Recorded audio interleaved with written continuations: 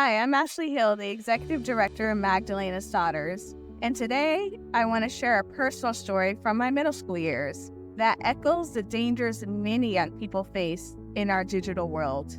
A world where not everyone is who they seem to be. Back in my preteen years, I was quite the social butterfly, chatterbox, and I was on AOL Instant Messenger. Like many young girls, I was boy crazy and ended up befriending a boy online. Let's call him Jacob.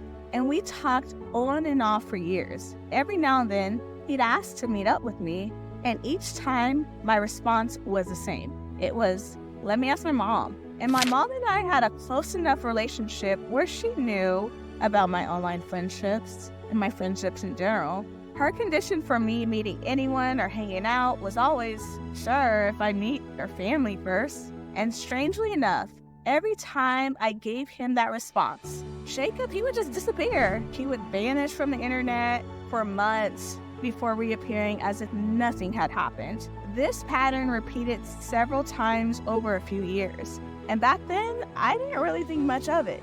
But now, understanding what I know about human trafficking and how traffickers groom their targets and kids, I cringe to think, who was I really talking to? Because traffickers often build relationships over time, gaining trust before they exploit. By the time the real intentions are revealed, it's often too late. That child might feel too threatened or ashamed to even seek help, or even scared. Thankfully, I had a mom who set boundaries and was involved, even when I was just a headstrong, between, hormonal kid.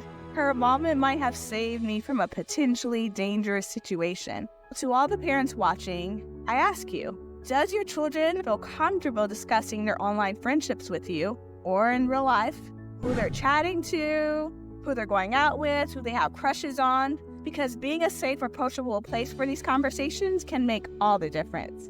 It's not just about supervision, it's about communication, trust, and safety. At Magdalena's Daughters, we work every day to educate and empower youth and their families about these dangers. Let's ensure that our kids have the tools and the trust to speak up about these online interactions, these in-person interactions, and together we can protect our children and build a safer digital environment for them. Remember, keeping the lines of communication open with your children can truly save lives.